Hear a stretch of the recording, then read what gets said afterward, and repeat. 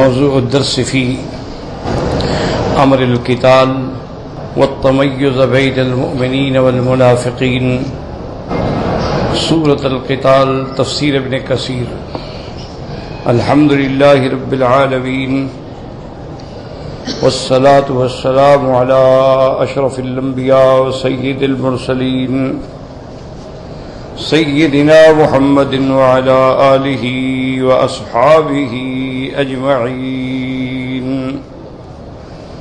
اللهم صل على سيدنا محمد وعلى آل سيدنا محمد كما صليت على إبراهيم وعلى آل إبراهيم في العالمين إنك حميد مجيد أعوذ بالله من الشيطان الرجيم بسم الله الرحمن الرحيم ويقول الذين آمنوا لولا نزلت سورة فإذا أنزلت سورة محكمة وذكر فيها القتال رأيت الذين في قلوبهم مرض ينظرون إليك نظر المغشي عليه من الموت فأولى لهم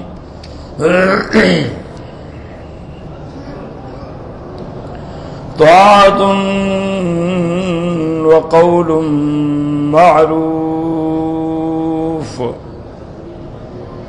فإذا أزم الأمر فلو صدقوا الله لكان خيرا لهم فهل عصيتم إن توليتم أن تفسدوا في الأرض وتقطعوا أرحامكم أولئك الذين لعنهم اللہ فأصمهم وأعمى أبصارهم. ان آیات مبارکہ میں جیسے الحمدللہ ہم نے پہلے پڑھا ہے اور اقوال مفسرین بھی ذکر کیے ہیں کہ یہ آیات نازل ہوئیں مومنوں کی تمنا کرنے پر کہ اللہ تعالی ہمیں کافروں کے ساتھ جہاد کا حکم دے. اس وقت تک حکم نہیں آیا تھا.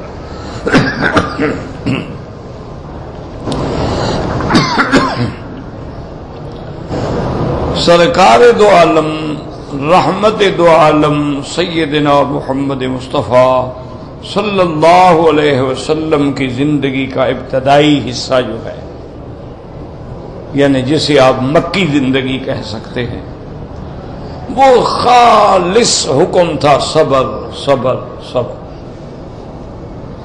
جس کو کہتے ہیں صبر محض خالص صبر. فاصبر کما صبر اولو العزم من الرسل وصفا اعرض عن الجاہلین. بس یہ ہو. اس لیے سرکار دو جہاں نے تکلیفیں برداشت فرمائیں، صحابہ نے فرمائیں، لیکن مقابلے کا حکم.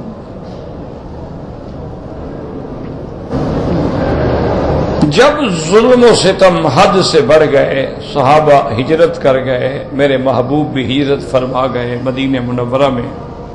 اب آہستہ آہستہ آہستہ اللہ نے مسلمانوں کو ایک طاقت دی. یعنی حضور نے جو پہلے ایک پنیری لگائی تھی نا، نرسری لگائی تھی، اب وہ درخت بننا شروع ہو گیا. اب اس نے طاقت پکڑ لی. اب اس کے بعد پھر اللہ تبارک و تعالی نے اس لیے کہ آیات جہاد جتنا ہے یاد رکھیں یہ سب مدنی زندگی میں ہے، مکے میں حکم نہیں آیا. اسی سے علماء استنباط کرتے ہیں نا کہ جہاد جب کیا جائے، جہاد کا معنی یہ نہیں ہوتا کہ بس ایک آدمی پارٹی بناؤ 500-800 اکٹھے کرو اور جہاد پہ چل پڑو. یہ جہاد نہیں ہوتا ہے.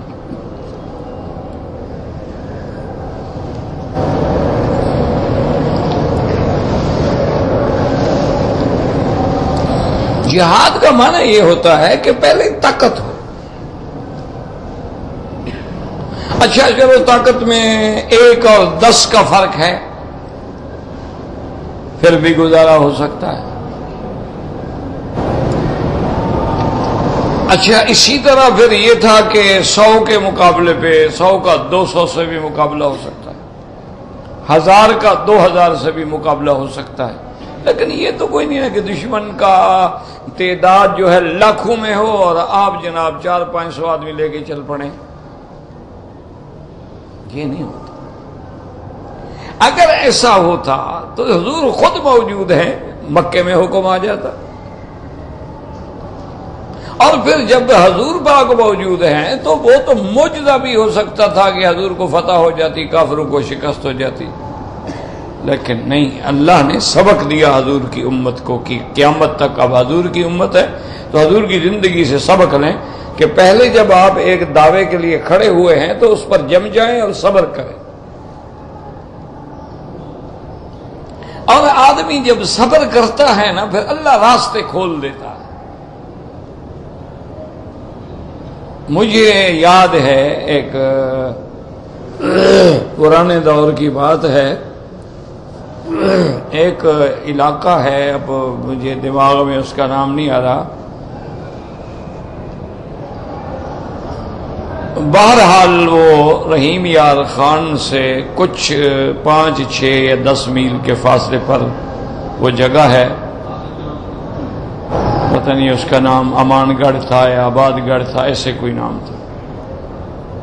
وہاں کے جو ضلع دار ہوتے تھے حاجی منظور صاحب، اللہ ان کی مغفرت فرمائے، فوت ہو گئے، ذمہ دار تھے، ذیلدار تھے، انہوں نے پتہ نہیں کہیں میری کوئی تقریر شکریر سنی ہوگی، تو میرے ایک دوست کو لے کر میرے پاس آئے کہ جی ہم نے، ہاں تاج گڑھ اس جگہ کا نام تھا، تاج گڑھ، کہ ہم چاہتے ہیں کہ اپنے علاقے میں جلسہ رکھیں اور آپ تقریر کریں۔ ٹھیک ہے، اچھی بات، دن مقرر ہو گیا جمعہ کا، اور اس دور میں بسوں شسوں پہ آدمی جاتا تھا، انہوں نے کہا جی اڈے پر ہم سواری لے کے کھڑے ہوں گے، اڈے پہ ہم پہنچ گئے، وہ سواریاں لے کے کھڑے تھے ان کے آدمی، وہاں اڈے سے 1-2 میل کا فاصلہ تھا، جب ہم وہاں پہنچ گئے ڈیرے پر سارے انتظامات مکمل، اب 10 منٹ گزر گئے، آدھا گھنٹہ گزر گیا، پونا گھنٹہ گزر گیا، انہوں نے کہا حاجی منظور صاحب، انہوں نے کہا جی حاجی صاحب کو کوئی کام پڑ گیا کہیں چلے گئے، میں نے کہا یہ اچھی بات ہے،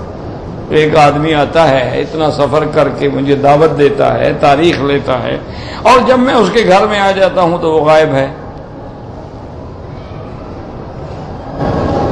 بڑے پریشان۔ اب جمعہ کے اندر باقی گھنٹہ 1.5 گھنٹہ رہ گیا تھا، آدمی نے غسل کرنا، کپڑے پہننے، تیاری کرنے، اب میں پریشان،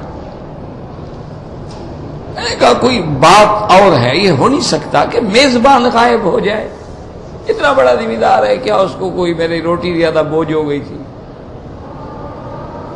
تو وہاں میرے ایک دوست ہوتے تھے پرانے، اللہ عالم اب زندہ ہیں یا نہیں ہیں، تو وہ اتفاق سے، وہ بھی تاج گڑھ میں رہتے تھے، غلام سرور یا کیا نام تھا، وہ آ گئے، وہ مجھے ملے، میں نے کہا بھائی یہ کیا واقعہ؟ اس نے کہا مکی صاحب واقعہ یہ ہے کہ یہ علاقہ جو ہے یہ بدعت کا گڑھ ہے، یہ تاج گڑھ نہیں، یہ بدعت گڑھ ہے، سارے مساجد میں اہل بدعت ہیں، پورے علاقے میں اہل بدعت ہیں، شرک ہے، بدعات ہیں، حاجی صاحب بھی انہی لوگوں میں ہیں، لیکن پتہ نہیں انہوں نے آپ کو کیسے دعوت کی۔ تو بہرحال اب جب دعوت کر کے آئے تو پوری برادری نے حاجی صاحب سے بائیکاٹ کر دیا کہ بھئی اگر مولوی مکی یہاں تقریر کرے گا تو آج کے بعد تمہارے ہمارے رشتے ہر چیز ختم۔ وہ بیچارہ ڈر کے بھاگ گیا، انتظام کر گیا کہ آپ کو کھانا کھلا دیا جائے اور آپ کو پھر جہاں کہیں گے وہاں پہنچا دیں گے، لیکن اب جلسہ بھی نہیں ہوگا، تقریر بھی نہیں ہوگی، نہ حاجی صاحب آئیں گے جب تک آپ یہاں ہیں۔ میں نے کہا بس آپ ان کو سمجھا دیں کہ بھئی کھانا بھی میں نہیں کھاؤں گا، روٹی بھی نہیں کھاؤں گا، اب جمعہ کا وقت ہو گیا، جمعہ تو پڑھنا ہے۔ اس نے کہا جی وہی مولوی تو ہے جس نے آپ کو منع کرایا۔ میں نے کہا کیا کریں، کہاں جائیں؟ اور کہتے ہیں آپ ساری مسجدوں میں یہی حال ہے، تو بھئی لوٹا لیں گے اور کیا کریں گے، نماز تو پڑھیں نا۔ اس نے کہا جی ٹھیک ہے آپ تیاری کریں، میں گھر میں کھانا بناتا ہوں، جمعہ کے بعد میرے گھر میں آپ کھانا کھائیں گے، اور ان کو چھوڑیں، ان کی اب کیا سواری لینی ہے، جب میزبانی غائب ہو گیا، میرے پاس گاڑی ہے، کار ہے، جہاں کہیں گے آپ کو چھوڑوں گا۔ میں نے کہا ٹھیک، ہم جناب جمعہ پہ آ گئے، جہاں جگہ ملی ہم جا کے بیٹھ گئے۔ مولوی صاحب نے جو تقریر شروع کی نا جی، اس نے جو شروع کیا نا میرے اکابر سے، میرے اساتذہ مشائخ، پھر میرے باپ دادا، کسی کو نہیں چھوڑا، یعنی ماں بہن کی گالیاں تو نہیں دی، باقی سب گالیاں دی، جتنی بھڑاس نکال سکتا تھا نہ نکالی۔ ہم چپ کیا کریں بھائی؟ اور ساتھ آخر میں اعلان بھی کر دیا بھی یہاں کوئی تقریر شکریر نہیں ہوگی، یہاں وہابیوں کا کوئی ٹھکانہ نہیں ہے۔ جمعہ ہو گیا، نماز پڑھ لی، نماز پڑھنے کے بعد جب سلام پھیرا نا تو میں کھڑا ہو گیا۔ میں نے کہا بھائی بات یہ ہے کہ مولوی صاحب کو بھی آپ لوگوں کو بھی غلطی ہے، نہ تو میں دیوبندی ہوں، میں نے تو دیوبند دیکھا ہی نہیں، میں دیوبندی کہاں سے ہو گیا، اور نہ میں وہابی ہوں، میں تو پکا اہل سنت والجماعت ہوں، ان کو غلط فہمی ہوئی ہے۔ تو لہذا میں آپ حضرات سے اپیل کرتا ہوں کہ آپ سنتیں پڑھ کے بیٹھ جائیں، اور تاکہ میں تقریر کر کے آپ کو اپنا عقیدہ بتاتا ہوں، پھر مولوی صاحب فیصلہ کریں گے کہ میں غلط ہوں یا صحیح ہوں۔ انہوں نے سنتے پڑھی، میں نے سنا، بس تقریر کھڑا ہو گیا، شروع کر دیا خطبہ پڑھا، تلاوت کی، قرآن شریف پڑھا، حضور کی سیرت پہ آیات پڑھی، احادیث مبارک پڑھی، یعنی ابھی کوئی 10-15 منٹ گزرے تھے، پتہ نہیں مولوی صاحب کو شرم آیا یا کیا ہوا، اس نے کہا بھی سپیکر جا کے رکھ دو ان کے آگے۔ بہرحال اس کے کہنے کے بغیر تو کوئی سپیکر نہیں لا سکتا تھا، جو میں دوپہر کھڑا ہوا تھا، انہوں نے وہ سپیکر لگا دیا اور تقریر الحمدللہ شروع ہو گئی۔ تو میں نے تقریباً 2-2.5 گھنٹے تقریر کی، اور الحمدللہ اللہ نے سیرت النبی پہ بیان کرنے کی توفیق دی۔ کچھ میں نے بھی ذرا نرم باتیں کی کہ بھی سخت بات نہیں نکلنی چاہیے۔ اب جناب جب تقریر ختم ہوئی تو مولوی صاحب آ گئے اور ماتھا چومنے لگ گئے، اور خدا کے لیے ہمیں معاف کر دیں حضرت، ہمیں تو پتہ نہیں تھا، آپ تو پکے سنی ہیں، ہم نے تو آپ کو وہاں بھی سمجھا تھا، اللہ کے لیے معاف کر دیں، ہم نے بڑی گستاخی کی آپ کے شان میں۔ ایسا کہ میں نے کہا یار کوئی ناراضگی کی بات نہیں، مولوی بندے ہو تم بھی، ہو گیا، تمہیں کسی نے غلط کہا ہوگا، بہرحال میں تو پکا سنی ہوں۔ حضرت پھر ہمارے گھر میں چلے، میں نے کہا میں نے ایک دوست کو کہہ دیا، اب وہ جناب ذمہ دار صاحب کے آدمی بھی آ گئے، میں نے کہا بھی نہیں وہاں تو اب میں کھانا نہیں کھاؤں گا، میرا ایک دوست ہے وہاں میں چلا گیا، کھانا کھایا چلا گیا۔ دوسرے دن جناب حاجی صاحب آئے وہاں میرے گھر میں، انہوں نے کہا خدا کے لیے مجھے بخش، میں مجبور ہو گیا، لیکن آپ نے جو حکمت عملی کی اور صبر کیا، برداشت کیا، اگر گالیاں دے رہا تھا آپ بھی جوش میں آ جاتے، بات بڑھ جاتی، لڑائی ہو جاتی، مار کٹائی ہو جاتی، اور پھر آپ کے ساتھ تو 2 آدمی بھی نہ ہوتے۔ اب اس کا فائدہ یہ ہے کہ اس علاقے والے کہتے ہیں کہ خدا کے لیے مکی صاحب کو پھر بلاؤ اور پھر بڑا جلسہ کرو، اب مہربانی کریں آپ انکار نہ کریں۔ میں پھر چلا گیا، پھر تیسرا جلسہ کیا، پھر چوتھا جلسہ کیا۔ اللہ کا شکر ہے کہ آج وہ جگہ جو ہے توحید کا گڑھ ہے، وہ تاج گڑھ نہیں، توحید گڑھ ہو گیا۔ اور وہ حاجی صاحب جو تھے اللہ ان کی قبر پہ رحمت فرمائے، وہ تو اتنا انقلاب آیا نا جی، جب میری دوستی تھی نا وہ کلین شیو ہوتے تھے، بعد میں داڑھی رکھ لی، ماشاءاللہ حضرت حالیجوی رحمت اللہ علیہ سے تعلق قائم ہو گیا۔ پھر انہوں نے جو توحید کا کام کیا نا جی، ٹانگا بھی اپنا، سپیکر بھی اپنا، مولوی بھی اپنا، ایک ایک بستی میں توحید کا غلغلہ، پورا علاقہ واحد ہو گیا۔ پھر مجھے بلاتے تھے، میں کہا اب تو تم مجھ سے بھی آگے بڑھ گئے ہو، تمہیں اب میری کیا ضرورت ہے، تم تو خود مولوی ہو گئے ہو، بس کام چل۔ وہاں مدرسہ بن گیا، مسجد بن گئی، اور اہل توحید کا گڑھ بن گیا، وہاں ایک بھی اہل بدعت مولوی نہیں۔ تو اگر ہم صبر نہ کرتے تو خود بھی مار کھاتے۔ ہاں میں وہاں 500 آدمی سے لڑ سکتا تھا، کیا کرتا میں، یا خدا نہ خواستہ تیش میں آ کر میرے ساتھ اسلحے والے لوگ تھے، فائرنگ ہو جاتی، ان کے کو بندے مر جاتے۔ تو پھر بھی تو مصیبت آ گئی نا. تو اصل وجہ یہ ہے کہ پہلے اپنے عقیدے پہ جمے رہو. کسی محلے میں ہو، کسی علاقے میں ہو، وہاں شیعہ ہیں، وہاں بریلوی ہیں، اہل بدعت ہیں، کوئی غم نہ کرو، جمے رہو بس، اور صبر کرو. وہ گالیاں دیں تم دعائیں، وہ تمہیں برا کہیں تم تعریف کرو. ان کی شادی میں، غمی میں، خوشی میں جا کے بیٹھو، شرکت کرو. پھر آہستہ آہستہ آہستہ آہستہ اکیلا چلا تھا جانب منزل، مگر لوگ یوں ملتے گئے اور کارواں بنتا گیا. پھر یوں ہوتا. اب دیکھیں نا، حضور پاک مدینہ پہنچ گیا اور ایک طاقت آ گئی. وہ مسلمان خود تمنا کرنے لگ گئے کہ یا اللہ ہمیں بھی جہاد کا حکم دینا. تو اب قرآن کو سمجھیں، اللہ نے آیات اتاری، اس کے علاوہ کئی آیات جہاد ہیں. وَيَقُولُ الَّذِينَ آمَنُوا لَوْلَا نُزِّلَتْ سُورَةٌ، اور کہتے ہیں ایمان والے کہ اللہ کیوں نہیں کوئی سورت اتارتا جس میں جہاد کا حکم ہو. فَإِذَا أُنزِلَتْ سُورَةٌ مُحْكَمَةٌ وَذُكِرَ فِيهَا الْقِتَالُ، اللہ فرماتی ہے کہ جب سورت اتاری ہم نے اور سورت بھی محکمہ. اب سمجھیں کہ سورت ہی کافی تھی نا. مومنین تو مطالبہ کر رہے تھے نا کہ کیوں نہیں سورت اتارتے. لولا نزلت سورۃ، تو اللہ بھی فرماتے بھائی اذا انزلت سورۃ، لیکن فرمایا سورۃ محکمۃ. تو یاد رکھو محکمۃ کا معنی کیا ہے؟ محکمہ کا معنی محکمات کا مقابلہ ہوتا ہے متشابہات سے. اللہ تبارک و تعالی نے قرآن پاک میں آیات محکمات بھی ہیں اور آیات متشابہات بھی ہیں. اب جن کے دلوں میں کجی ہوتی ہے وہ صرف متشابہات کو پکڑ لیتے ہیں، اور جو ایمان والے ہوتے ہیں وہ محکمات کو پکڑتے ہیں اور متشابہات کو ان کے تابع کرتے ہیں. اسی لیے ہر بات کو سمجھا کرو، مسئلہ سمجھا کرو.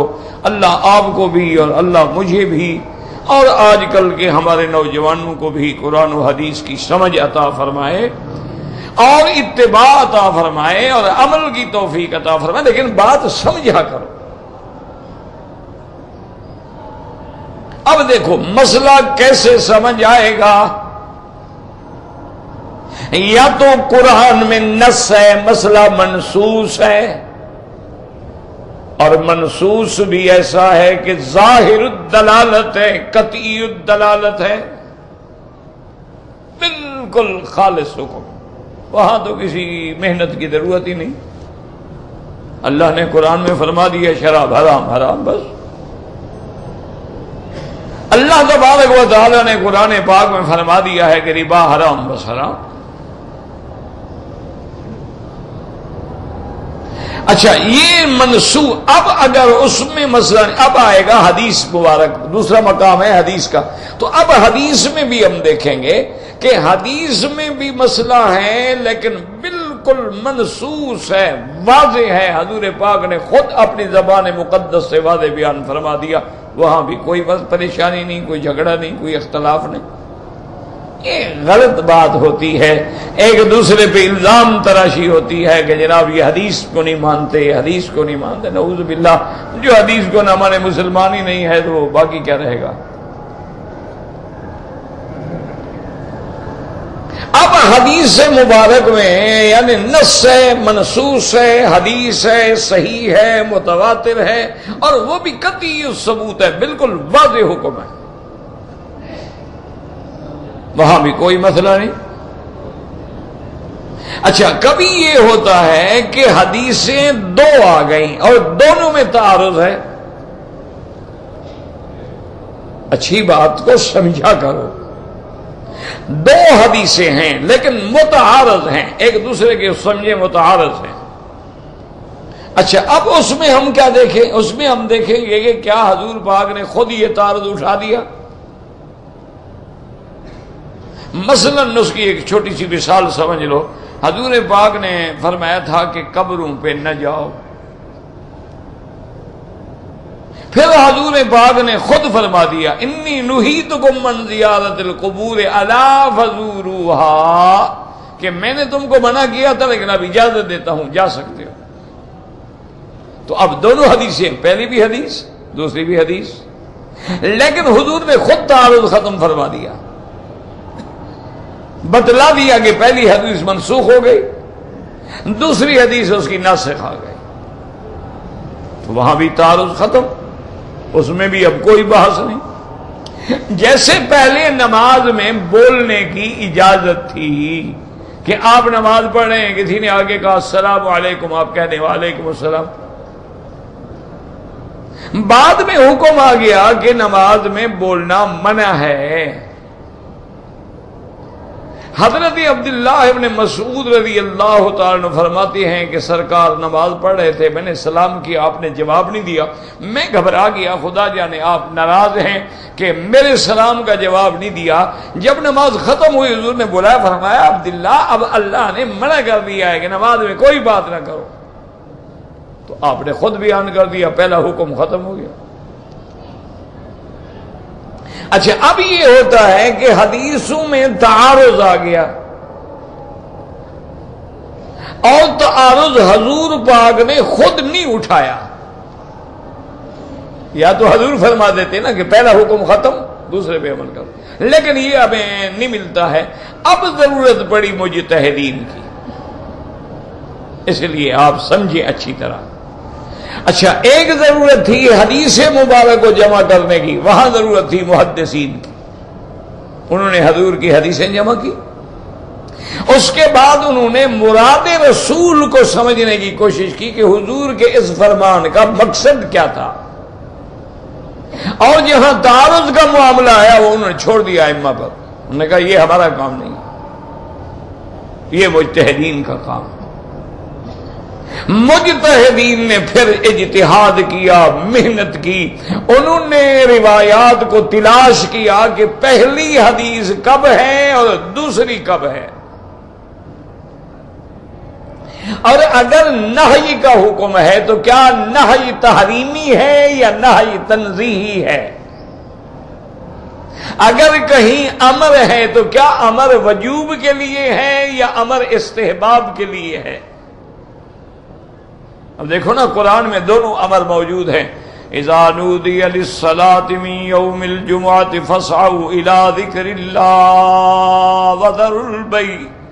اللہ نے فرمایا جب نماز جمعہ کے لیے پکارا جائے چلو، تیاری کرو، چھوڑ دو بے شرا. حکم ہے، امر ہے، واجب ہے.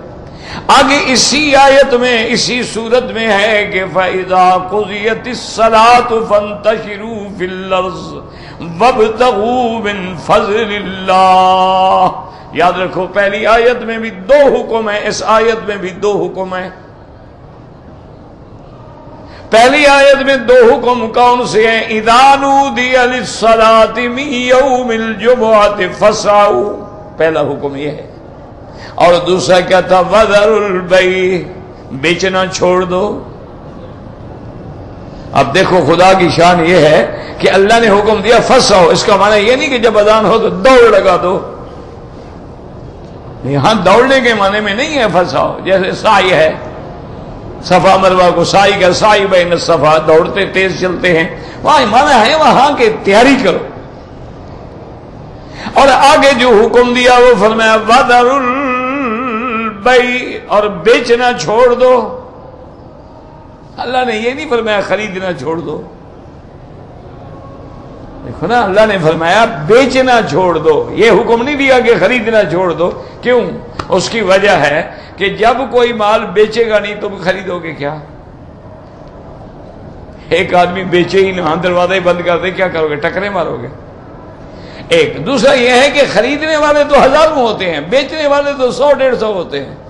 50-60 दुकानें हैं। अब सौदा लेने वाले तो 500 आदमी आए हुए हैं। 500 को रोकने के बजाय 100 को ना रोको, भी तुम दरवाजा बंद करके चले जाओ, ये खुद बखुद जान छूट देगी। तो इसलिए वहां हुक्म दिया कि वज़रुल बै, बेचना छोड़ दो। 2 हुक्म हो गए। अब आगे भी 2 हुक्म है। फ़इज़ा क़ुज़ियतिस सलातु फ़ंतशिरू फ़िल अर्ज़, जब नमाज पूरी हो जाए, मुकम्मल हो जाए, अब जमीन में जाओ, फैल जाओ। और आगे दूसरा हुक्म आ गया, वब्तगू मिन फ़ज़लिल्लाह, और अल्लाह का फजल तलाश करो। यहां भी 2 हुक्म है। एक हुक्म यह है कि नमाज पढ़ के मस्जिदों में डेरे न लगा दो, जाओ अपने घरों को जाओ। ये सोने की जगह नहीं, लेटने की जगह नहीं, डेरादारी की जगह। हाँ, एक मुसाफिर है, उसका ठिकाना नहीं, वो कहां जाए, वो तो मजबूरी है ना।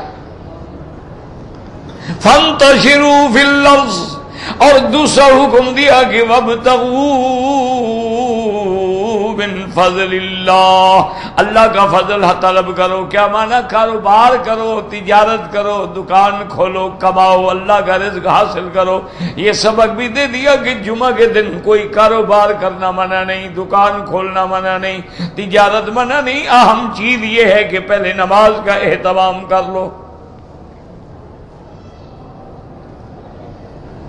तो यहां भी 2 हुक्म आ गए।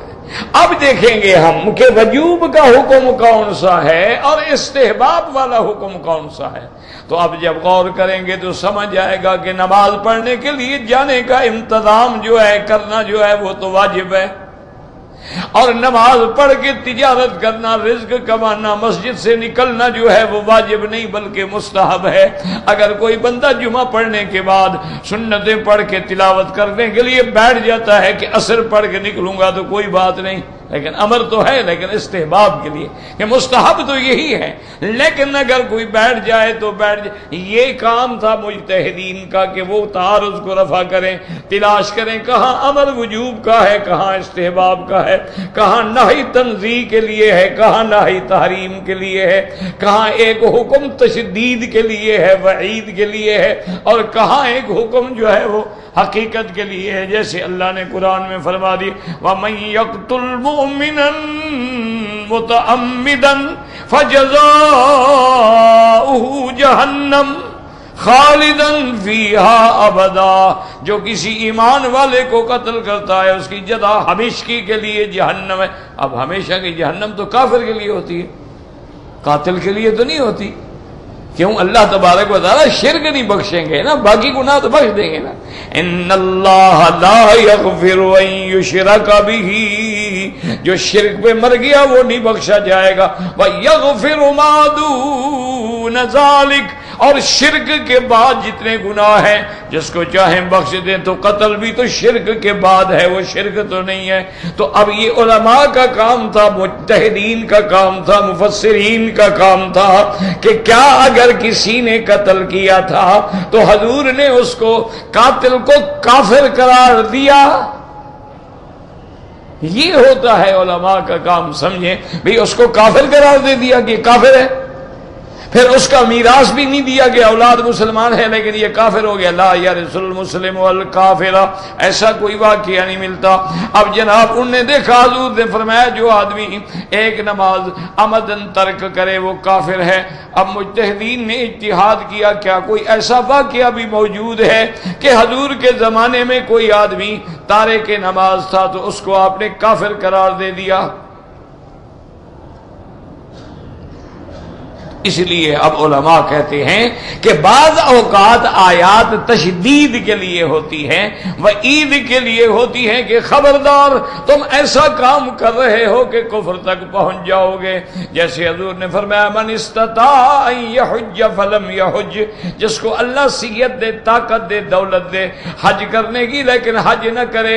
आपने फरमाया इंशा फलयमुत यहूदियन औ नसरानियन, वो चाहे यहूदी हो के मरे, नसरानी हो के मरे, उसका मेरी उम्मत से कोई ताल्लुक। तो अब माना तशदीद है। अब ये थोड़ा जो ना हज नहीं करते काफिर हो गए।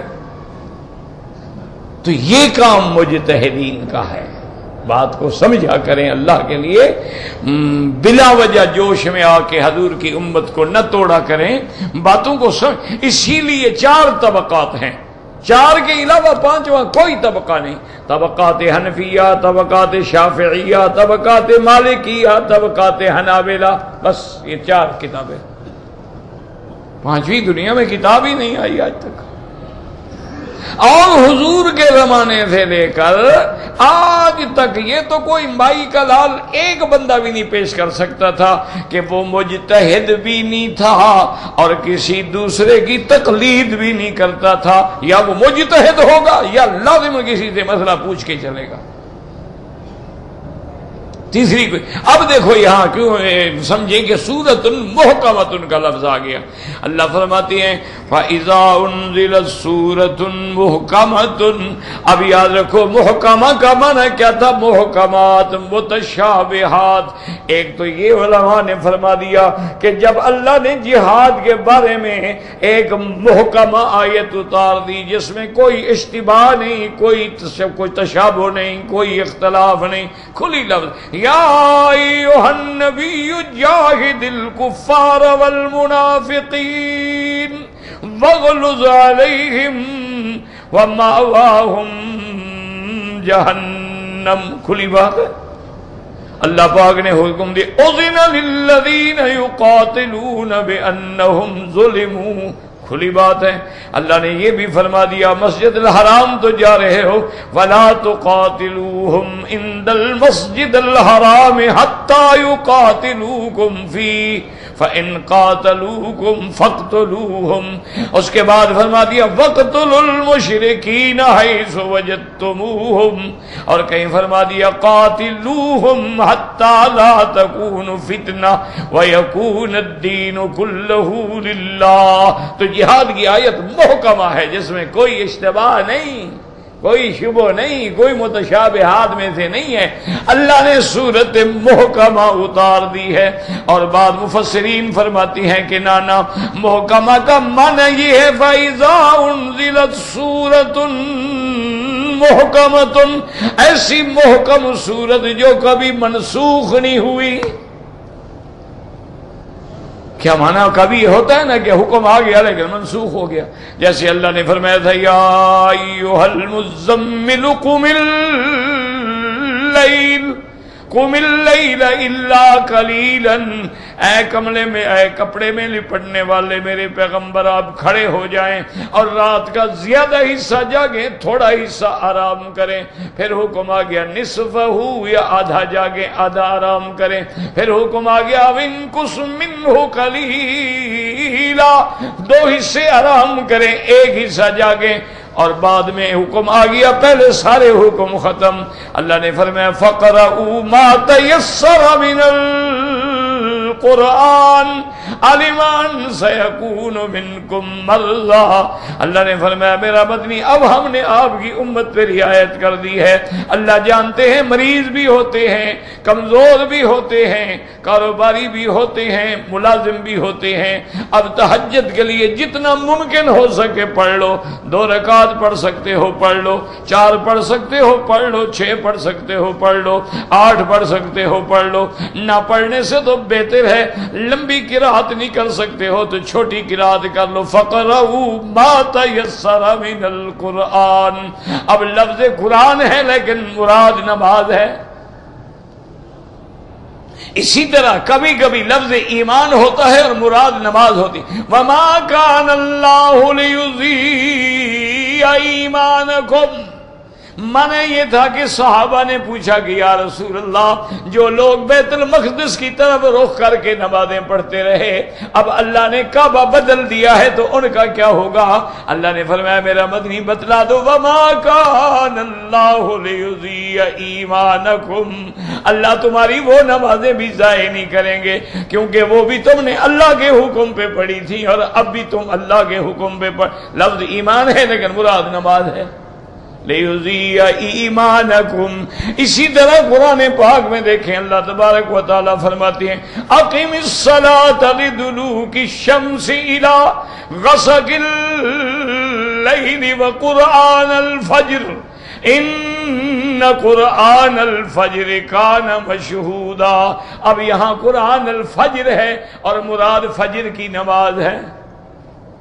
تو یہ کام ہوتا ہے محدثین کا، مفسرین کا. یہ نہیں کہ بس ایک لفظ پڑھ لیا تو حکیم بن گئے کہ بھئی بس ہم تو ماشاءاللہ بات جو بیمار ہے بس وہی ایک ہی نسخہ دیتے جاؤ ماشاءاللہ. ہمارے پاس ایک ہمارے کی مسجد کے سامنے ہوتے تھے، اللہ ان کی قبر پہ رحمتیں فرمائے، 2 بھائی تھے، دونوں عالم تھے، دونوں بہت اچھے عالم اور بڑے اللہ والے اور فقیہ. ایک بھائی حکمت کا کام کرتا تھا. ایک مریض آیا نا جی، اچھا وہ یہ مسجد ہے، یہ قبرستان ہے، ادھر ان کا دکان تھا. ایک مریض آیا دوائی لینے کے لیے، پتہ نہیں اس کو کیا عقل آ گیا. اس نے کہا حکیم صاحب آپ کا کتنا تجربہ ہے حکمت کرتے ہوئے؟ نے فرمایا یہ قبرستان نہیں دیکھ رہے، یہ میرا تجربہ ہے. یہ قبرستان دیکھ رہے ہوں گے؟ انہوں نے کہا سارے میرے دواؤں سے مر گئے ہیں، تم بھی لے لو. تو اس لیے ہمیشہ یاد رکھیں کہ میرا بھائی اللہ نے لکل فن رجال، ہر فن کے لیے اللہ نے آدمی پیدا کیا. اللہ اکبر. تو اس لیے یہ نہیں ہوتا ہے کہ بس ایک مسئلہ دیکھ لیا، ایک جگہ ایک لفظ پڑھ لیا اور اس کے بعد جناب اسی کو پکڑ لیا. وہ ایک دفعہ ایک مولوی صاحب کہیں مہمان ہوئے تو جمعہ کا دن آ گیا، تو انہوں نے کہا حضرت کوئی یہاں حجام ہوگا؟ میں جمعہ کا دن ہے، چونکہ ہمارے طلبہ کا رواج یہی ہوتا ہے نا، مسجد مدرسوں میں جب ہم پڑھتے تھے جمعہ کے دن حجام آتے تھے. اب سارا دن تو ہر روز تو نہیں آ سکتے تھے، جمعہ چونکہ چھٹی ہوتی تھی حجام آ گیا، اس صبح کی نماز سے بیچارے شروع ہوتے تاکہ پھر ہر آدمی حجامت کرا لے، غسل کر لے، نہا لے، جمعہ کے لیے تیار ہو جائے. وہ آئے تو اس نے کہا حضرت کوئی حجام ہو تو بلوا لے. کہا لا حول ولا قوت الا باللہ، کیا کہہ رہے ہو؟ میں نے کہا حضرت میں نے کیا گناہ کیا؟ کوئی حجام ہے تو بلا لے، نہیں ہے تو کوئی بات نہیں. انہوں نے کہا اللہ کے بندے جمعہ کے دن تم حلق کراؤ گے؟ انہوں نے کہا جی کیا ہو گیا؟ انہوں نے کہا تو حدیث میں آیا کہ حضور نے منع کیا ہے کہ نہا رسول اللہ عن الحلق یوم الجمعہ تھے، جمعہ کے دن حلق کرانا منع ہے. تم اچھے مولوی ہو، جمعہ کے دن کہتے ہو حجام بلاؤ اور میں حلق کرواتا ہوں. تو مولوی صاحب نے کہا حضرت انا للہ و انا الیہ راجعون، حضور کی حدیث پہ رحم کرو. کیا مطلب؟ انہوں نے کہا مولوی صاحب کس سے پڑھی ہے تم نے حدیث؟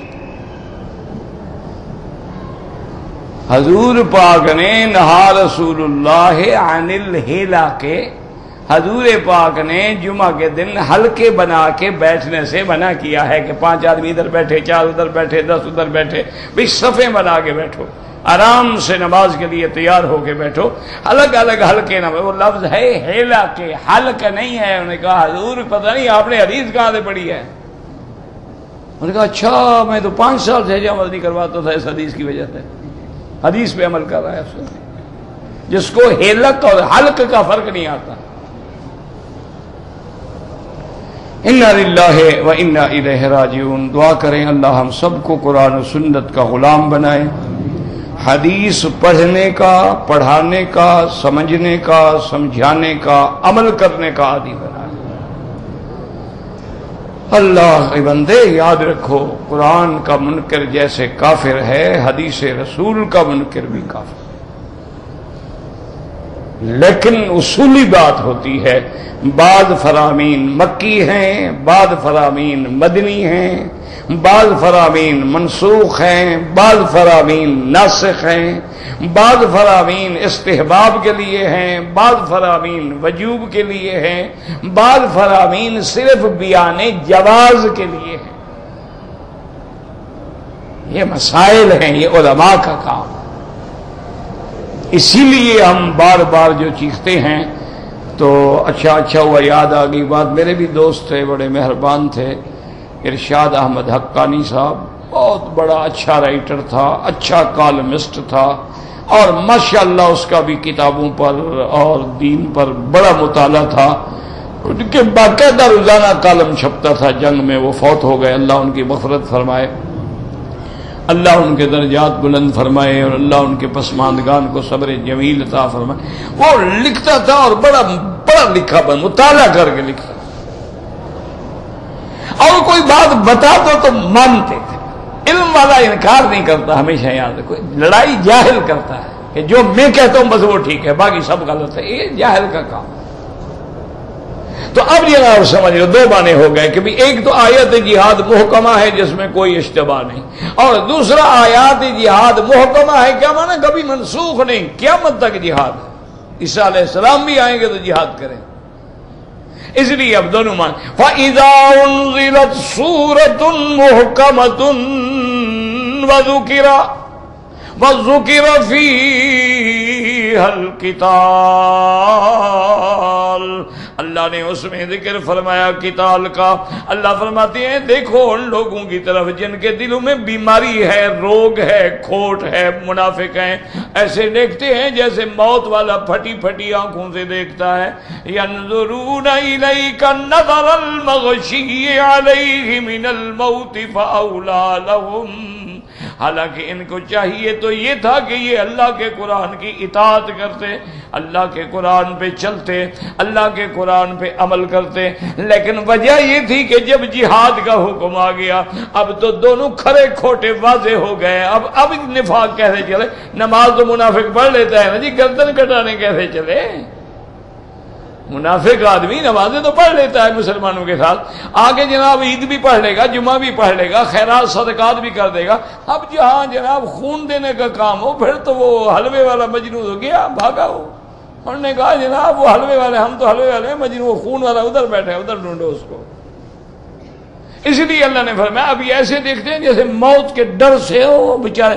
اسی طرح دوسری جگہ قرآن کہتا ہے، آئے قرآن ایک دوسرے کو خود تفسیر، الم تر الی الذین قیل لهم کفوا ایدیکم واقیموا الصلاۃ وآتوا الزکاۃ، اللہ فرماتے ہیں دیکھو ہم نے ان کو کہا کہ تم اپنے ہاتھوں کو روکو، نماز قائم کرو، زکوٰۃ ادا کرو، بس فلما کتب علیہم القتال، اب جب اللہ نے فرض کیا جہاد، اذا فریق منہم یخشون الناس کخشیت اللہ او اشد خشیہ، اب بعض لوگ ایسے ہیں جو ایسے ڈر رہے ہیں لوگوں سے جیسے کہ اللہ سے ڈرنا چاہیے، اور کہتے ہیں ربنا لما کتبت علینا القتال، کیوں لکھ دیا اللہ میاں یہ آرڈر کیوں فرما دیا؟ اس کے بغیر تو ہمارا پردہ پڑا ہوا تھا نا، آپ نے کیوں لولا اخرتنا الی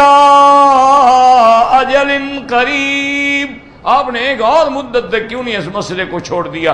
قل متاع الدنیا قلیل، اللہ نے فرمایا ان کو کہہ دو کہ دنیا کی زندگانی کا نفع اٹھانا تھوڑا سا ہے، والآخرۃ لمن اتقی، اور آخرت کی کامیابی ان کے لیے ہے جو اللہ سے ڈرتے ہیں، ولا تظلمون فتیلا، تم پر ایک دھاگے کے برابر بھی ظلم نہیں کیا جائے گا، اللہ انصاف فرمائیں گے، اللہ عدل فرمائیں گے۔ فرمایا طاعۃ وقول معروف، سننا اور اچھی بات کہنا یہ مومن کا کام ہے۔ فَإِذَا عَزَمَ الْأَمْرُ، اور جب معاملہ تیار ہو جائے، مسئلہ تیار ہو جائے، اِذَا عَزَمَ الْأَمْرُ فَلَوْ صَدَقُوا اللَّهَ لَكَانَ خَيْرًا لَهُمْ، اگر یہ اپنی نیتوں کو خالص کر دیتے، جب جہاد کا حکم آ گیا تھا تو یہ بھی شامل ہو جاتے، ان کے لیے بہتر تھا۔ اب اگر فرماتے ہیں فَهَلْ عَصَيْتُمْ إِن تَوَلَّيْتُمْ أَن تُفْسِدُوا فِي الْأَرْضِ وَتُقَطِّعُوا أَرْحَامَكُمْ، فَهَلْ عَصَيْتُمْ، جب تم نے جہاد سے انکار کر دیا، آگے لفظ ان تولیتم، اس کے دو معنی ہیں یاد رکھو، ایک معنی یہ ہے ان تولیتم، جب تم اعراض کر کے پیٹ پھیر کے چل دیے، جہاد کی بات نہ مانی، اور ایک حکم یہ ہے ان تولیتم، اگر کبھی تمہیں والی بنا دیا جائے، حاکم بنا دیا جائے، جہاد نہ کرو تو پھر کیا کرو گے؟ فساد کرو گے۔ ان تفسدوا فی الارض وتقطعوا ارحامکم، کیا مانا جو آج جہاد سے بھاگ رہے ہیں، ان کے پاس طاقت ہو یہ زمین میں خون ریزی پھیلا دیں، زمین میں فساد پھیلا دیں اور رشتہ داریوں کو کاٹ کے پھینک دیں، لیکن جب اللہ حکم دیتا ہے تو اس سے بھاگتے ہیں، یہ وہ لوگ ہیں اولئک الذین لعنہم اللہ، یہ وہ لوگ ہیں جن کو اللہ نے اپنی رحمت سے دور کر دیا ہے۔ فَأَصَمَّهُمْ وَأَعْمَى أَبْصَارَهُمْ، اب ان کو بہرا بھی کر دیا، ان کو اندھا بھی کر دیا، نہ ان کو حق کی بات سنائی دیتی ہے اور نہ ان کو حق کا راستہ دکھائی دیتا ہے۔ اللہم ثبتنا علی الایمان، دعا کریں اللہ تبارک و تعالی عالم اسلام کے غلبے کا فیصلہ فرما دیں، اور جو اللہ کے دین کو بلند کرنے کے لیے جہاد کر رہے ہیں اللہ ان کی قدم قدم قدم پہ نصرت فرمائیں، اور اللہ تبارک و تعالی ان کو عزت، ہمت، استقامت اور ثبات عطا فرمائیں، اور اللہ حضور کی امت کو فساد سے بچائیں۔ کہتے ہیں جی کہ آیت سجدہ سجدہ سجدہ سجدہ سجدہ سجدہ سجدہ سجدہ سجدہ سجدہ